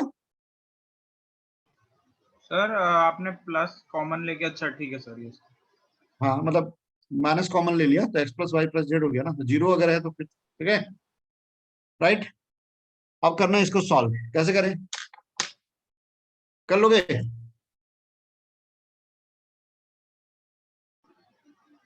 ठीक है भाई।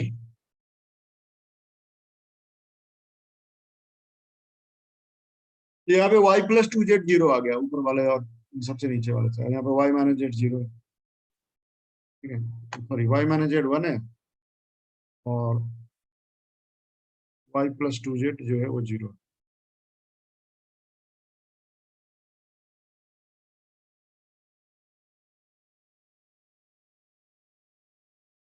ठीक है। इसमें से इसको हटा दिया, फर्स्ट में से थर्ड को हटा दिया तो ये आ गया, माइनस कर दिया, तो y + 2z 0 और y - z 1, इससे y कितना आ गया भाई,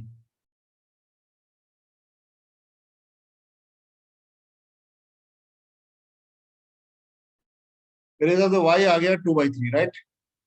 सर z -1/3 आ रहा है हमारा, हाँ कितना आ रहा है z, -1/3। अच्छा ठीक है, और y सर अभी वो निकाल रहा हूँ। y तो -2z है तो +2/3 आ जाएगा अगर तुमने पहला सही निकाला है। Yes sir 2/3। अब x क्या आ गया, x + y + z = 0 है, -1/3। Yes sir -1/3। z आ गया -1/3, y आ गया 2/3 और x आ गया क्या, -1/3, है ना। Yes sir. ओके, मिल गया, समझ में आया।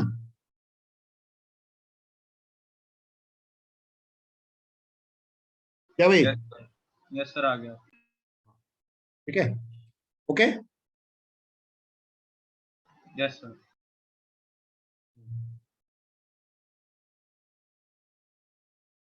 ठीक है, अब देखो कई बार हमारे पास यूनिट कन्वर्जन में क्वेश्चन आते हैं, किसके, यूनिट कन्वर्जन। ठीक है, तो यूनिट कन्वर्जन हम लोग कैसे करेंगे, ठीक है। अच्छा ये बताओ, अगर मैं यूनिट की वैल्यू बड़ा करता चला जाऊंगा तो एक क्वांटिटी के एक्सप्रेशन में जो न्यूमेरिकल फैक्टर है वो क्या होगा, बड़ा होगा, ज्यादा हो जाएगा, छोटा हो जाएगा, बड़ा हो जाएगा। सर छोटा। यूनिट को बड़ा करूंगा तो न्यूमेरिकल क्वांटिटी छोटा हो जाएगा। यस सर बड़ा होगा। हाँ, ये थोड़ा सा कॉन्सेप्चुअल क्वेश्चन है। अगर मैं यूनिट को बड़ा करूंगा तो जो न्यूमेरिकल एक्सप्रेशन आता है किसी क्वांटिटी की एक्सप्रेशन, वो छोटा होगा कि बड़ा होगा। सर छोटा। सर क्वांटिटी का उसके टर्म्स में यूनिट। नहीं, मैं यूनिट को अगर बड़ा करता जाऊंगा तो न्यूमेरिकल एक्सप्रेशन छोटा होगा कि बड़ा होगा। सर छोटा। सर छोटा होगा। हाँ बिल्कुल, जैसे कोई लेंथ है मान लो, तो न्यूमेरिकल वैल्यू किस में ज्यादा आएगी, सेंटीमीटर में कि मीटर। सर सेंटीमीटर में ज्यादा आएगी। सेंटीमीटर। हाँ, कितनी ज्यादा आ जाएगी, 100 टाइम।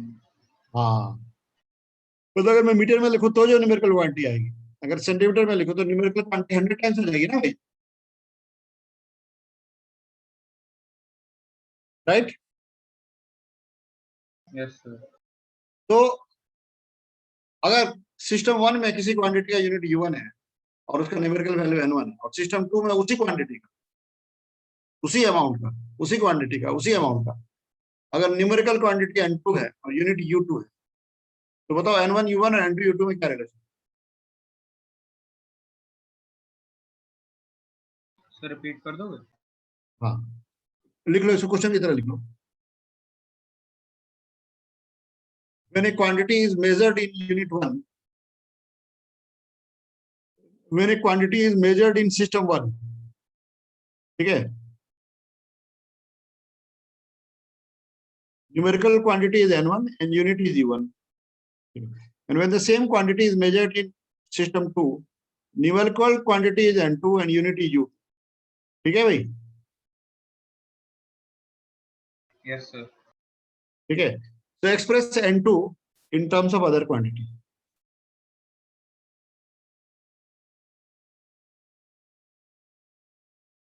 n2 को अदर क्वांटिटी, यानी अदर क्वांटिटी के यहाँ पे n1 u1 u2 के टर्म में एक्सप्रेस करो, तो express n2 in terms of n1 u1 and u2। Sir n1 u1 upon u2। हाँ, n1 u1 upon u2। इसका मतलब क्या हो गया, इस सेकंड क्वांटिटी का यूनिट अगर छोटा होगा तो न्यूमेरिकल एक्सप्रेशन बड़ा हो जाएगा ना भाई, और सेकंड क्वांटिटी का यूनिट अगर बड़ा होगा तो छोटा हो जाएगा नहीं। सर समझ नहीं आया, कुछ बता दोगे। देखो मैं कह रहा हूँ एक क्वांटिटी है, उसका मेजरमेंट मैंने सिस्टम 1 में लिया, ठीक है, सिस्टम 1 में जो न्यूमेरिकल एक्सप्रेशन आया वो n1 आया और यूनिट की वैल्यू u1 है, ठीक है, और उसी क्वांटिटी का मेजरमेंट दूसरे सिस्टम में लिया तो न्यूमेरिकल क्वांटिटी तो n2 आ गया और यूनिट आ गया u2। Yes sir. तो can you write n2 in terms of n1 u1 and u2। Yes sir ये वैल्यू आ जाएगी। इससे क्या पता चला, अगर मान लो u2 को हम बड़ा कर देंगे तो क्या होगा, n2 छोटा हो जाएगा, यस सर। और u2 को छोटा कर देंगे तो सर वो बड़ा हो जाएगा। बड़ा हो जाएगा। इसका मतलब यूनिट जितना बड़ा होगा न्यूमेरिकल एक्सप्रेशन उतना छोटा होगा। Yes sir. ठीक है, और इनवर्सली प्रोपोर्शनल टू यूनिट की वैल्यू होगी और क्या, ठीक है ना भाई। मतलब जब भी आप न्यूमेरिकल क्वांटिटी की बात करेंगे तो यूनिट की वैल्यू के इन्वर्सली प्रोपोर्शनल होगा अगर सिंगल पावर आ रहा है। अगर एक से ज्यादा पावर आ रहा है तो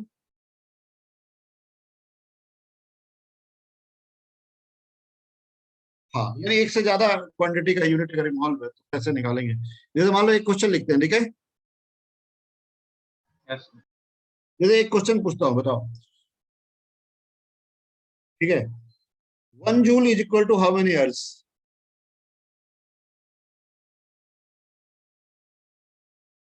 ठीक है, 1 joule equal to N ergs दिया हुआ। अर्स समझते हो? सर, वो सीजीएस में। हाँ, सीजीएस में एनर्जी यूनिट को अर्ज बोलते हैं और एसआई में जूल बोलते हैं। तो एन की वैल्यू बतानी है,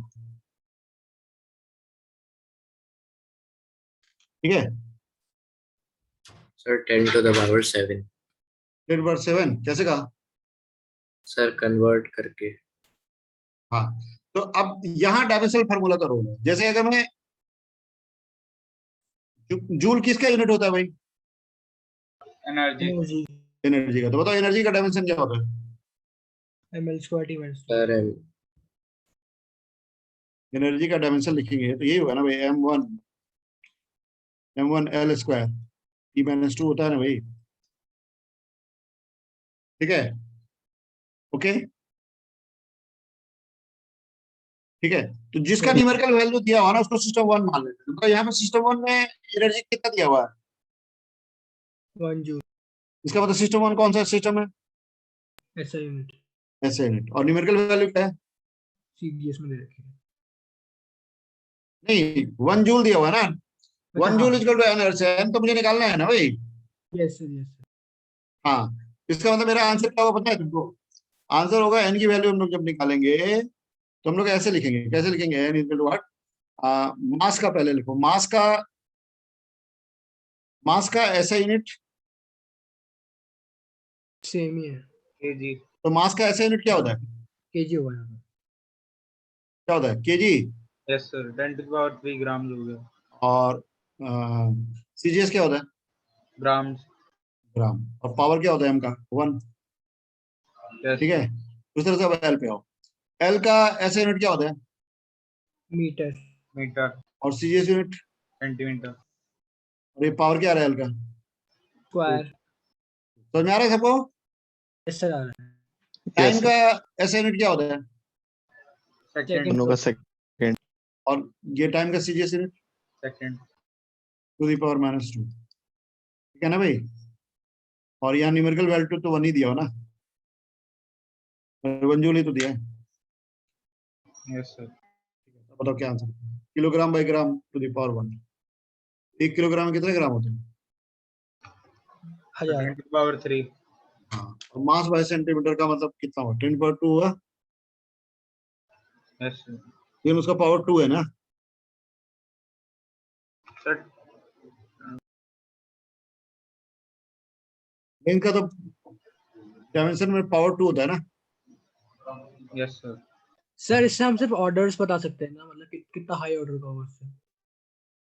एक्चुअली क्या न्यूमेरिकल वैल्यू को रिलेट कर सकते हैं कि मतलब एक जूल कितना अर्ज के बराबर है। अगर पूछेंगे तो इसका आंसर सर इसमें हम केजी को 10⁻³ ग्राम लिख देंगे, मीटर को 10⁻² हाँ लिख देंगे, तो बिल्कुल। तो यहाँ लिखेंगे 10⁻3, यहाँ लिखोगे 10⁻², का टू द पावर 2, यहाँ 1⁻²। सॉल्व करके क्या आ गया? 10⁻7 आएगा। हाँ, यानी 1 joule equal to how many ergs? 10⁻7। ठीक है, समझना है? Yes sir. Yes, sir. हाँ, यानी देखो कैसे डायमेंशनल फार्मूला यूनिट कन्वर्जन में बहुत यूजफुल है, ठीक है भाई। Yes sir. Yes sir, dimensional formula कैसे बहुत यूजफुल है। क्लियर है? क्लियर है सर। हाँ सर। Yes, sir. हाँ, एक दो क्वेश्चन और लगाए। Yes sir. जी ठीक है, sir. चलो एक और क्वेश्चन बताओ मुझे, लिखो।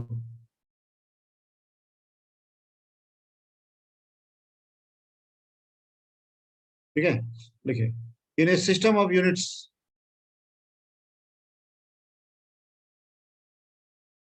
एक मिनट, ठीक है, ऐसे लिखो।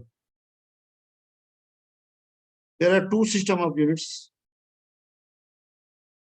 S1 and S2. ठीक है? Okay?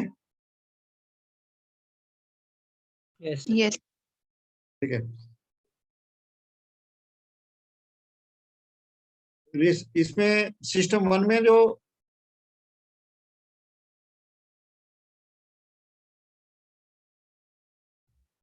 लिख लो, ठीक है. Unit of length in system 2 is 10 times of system 1. ठीक है, ये दे रखा हूं मैं. ठीक है, क्या दे सर, क्या है, एक बार आप फिर से बता दोगे? Unit of length in system 2 is 10 times of system 1. Okay sir. Unit of length in system 2 is 10 times of system 1. Clear है? Yes, sir. Okay. Okay. And unit of mass in system 2 is 1 by 10 times of system 1. ठीक है? And unit of time in system 2 is 100 times of system 1. ठीक है? Yes, sir. Yes, sir. मतलब जो system 2 में length का unit है वो सिस्टम 1 के लेंथ यूनिट का 10 गुना है, और मास का जो यूनिट है वो 1 by 10 गुना है. ठीक है? और टाइम का यूनिट जो है वो क्या है?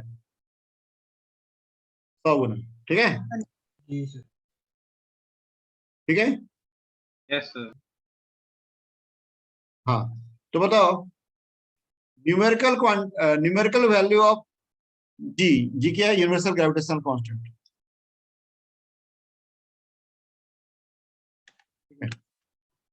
Okay, the numerical value of universal gravitational constant is how many times in system 2 than 1?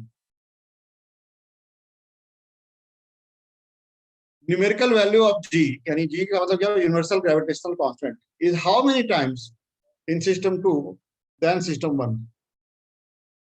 बताइए.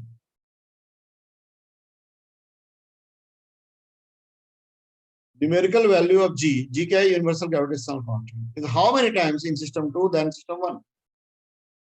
System 2 में G का वैल्यू क्या है?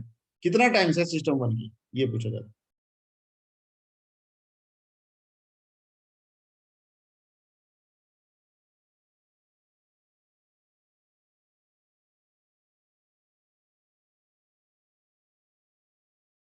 सर सिस्टम 1 टू सिस्टम 2 या सिस्टम 2 टू सिस्टम 1? नहीं, लैंग्वेज रेफरेंस करो. Numerical value of G in system 2 is how many times of system 1? यानी तुम ये सोचना कि सिस्टम 1 में मुझे पता है, तो सिस्टम 1 में अगर मुझे पता है तो सिस्टम 2 में जब हम लोग कन्वर्ट करेंगे तो कितना गुना हो जाएगा? I am getting some answer also.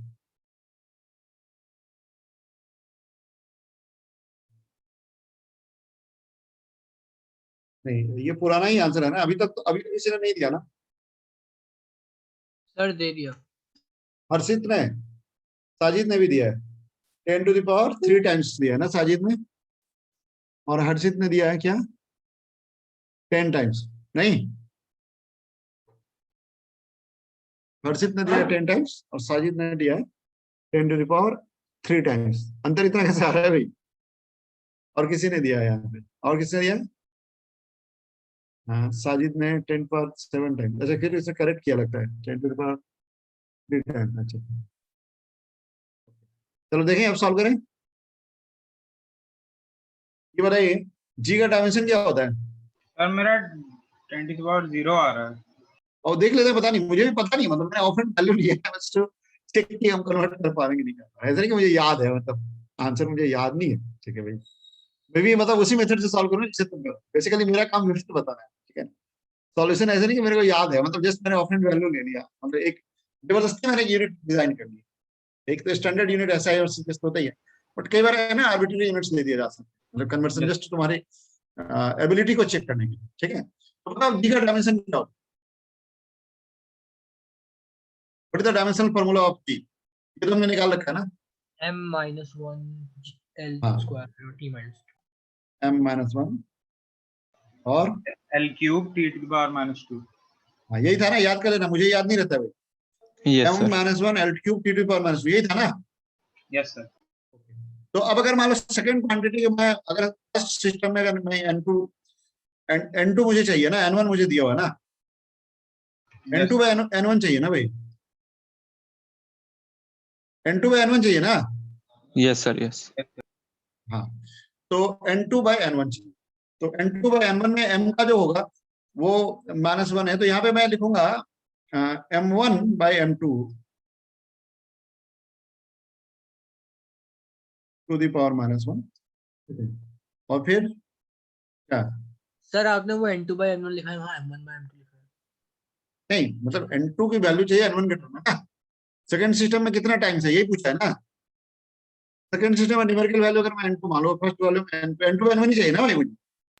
Yes sir. N2 by n1 ही होगा।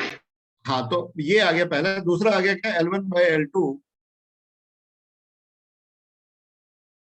To the power 3। तीसरा आ गया T1 bye T2 to the power -2। कोई दिक्कत है, ये समझ आ रहा है ना। Yes sir. बस वैल्यू पुट कर देना। अब बताओ m1 बाय m2 कितना दिया, 10 दिया ना। 10. m1 bye m2 bye m1 1 bye 10 दिया, यानी m1 बाय m2 तो 10 हो गया ना भाई। Yes. ये हो गया 10 टू द पावर -1। अब आते हैं L1 बाय L2 पे। L1 बाय L2 क्या है, 1 by 10. हाँ, तो ये हो गया 1 बाय 10 टू द पावर। कोई दिक्कत नहीं। अब आते हैं T1 bye T2। T1 bye T2 क्या है भाई, 1/100. 10 to the power minus 1 by 100 to the power -2 है ना भाई। Yes sir. अब इसको कर लेंगे सॉल्व, यानी ये हो गया 10 टू पावर -1, ठीक है।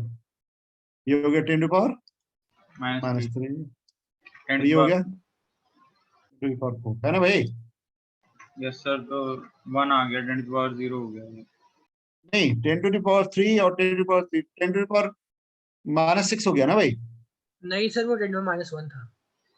ओ सॉरी, यहाँ गलती हो गई। हाँ हाँ, तो 10 पावर -4 इंटू 10 पावर, तो ये 1 नहीं आ गया क्या। Yes sir, ये 1 ही आ गया। हाँ, इसका मतलब Yes, क्या हो sir. गया, मेरा भी 0. हाँ इसका मतलब क्या आ गया, इसका मतलब ये होगा कि जो न्यूमेरिकल वैल्यू सिस्टम 1 में आएगा वही 2 में आएगा। कॉन्सिडेंटली हो गया ऐसा, मैंने ऐसा इंटेंशन नहीं किया था, मैंने जस्ट ऑफ हैंड लिया था क्वेश्चन, ठीक है भाई। अरे वजह में Yes. Yes, sir. यानी this is one of the use of dimensional formula. और इसमें कई बार ऐसे कॉन्सेप्चुअल क्वेश्चन बन सकते हैं, और काफी सारे क्वेश्चन आते रहते हैं, मतलब एक आध क्वेश्चन ना अच्छे एग्जाम में आते ही रहते हैं। और कई बार तो ऐसा सिस्टम यूज किया जो पॉपुलर होता है, सीजीएस हो गया, ऐसा ही हो गया, ठीक है। और कई बार बड़ा अननोन टाइप के सिस्टम से यूज कर लिए जाते हैं। कर लोगे। Yes sir. सर यहाँ पे हमारा जो मोटिव था वो G2 equals NG1 था या फिर इसका क्वेश्चन का मोटिव ये था कि अगर मुझे numerical value of capital G system 1 में अगर पता है तो सिस्टम 2 में क्या हो। सिस्टम 1 में न्यूमेरिकल वैल्यू दिया हुआ जी का, तो सिस्टम 2 में न्यूमेरिकल वैल्यू क्या आएगा जी, यानी जी जो कि यूनिवर्सल ग्रेविटेशनल कांस्टेंट है, उसका सिस्टम 1 में न्यूमेरिकल वैल्यू पता है, तो सिस्टम 2 में न्यूमेरिकल वैल्यू क्या है। ठीक है भाई, समझ गया सर। Is it clear. तो यहाँ पे सेम आ Yes, गया, sir. सेम आ गया का मतलब जो वैल्यू 1 में होगा वही 2 में होगा, ठीक है। अब मतलब ऐसा नहीं कि मैंने इंटेंशनली ये क्वेश्चन दिया था कि सेम आ जाए, मतलब जैसे ही मैंने ऑफेंड वैल्यू डाल दी, मतलब कुछ भी जैसे मेरे दिमाग में आता गया 1 में 10 10 कुछ भी 100 कुछ भी डाल और आ गया ये। आ रही बात समझ में। Yes sir. हाँ, तो कहने का मतलब ये है कि अब अगर मुझे कोई भी सिस्टम ऑफ यूनिट्स में कोई चीज दिया जाए, जैसे दूसरे सिस्टम में उनका डायमेंशनल फॉर्मूला अगर हमको पता है तो हम यूनिट कन्वर्जन बड़े आराम से कर लेंगे, राइट। Yes sir. हाँ, तो ये सब यूजेस हैं डायमेंशनल फॉर्मूलाज के और यूनिट्स, ठीक है भाई। Yes sir. ओके, चलिए फिर, so will meet in the next Wednesday, ठीक है। तब तक उम्मीद करते हैं शायद थोड़ा वेक्टर कर लोगे तो वेक्टर की बात करेंगे हम लोग, ठीक है भाई। Thank you sir. Okay, Thank you, sir. Thank you, thank you, thank you.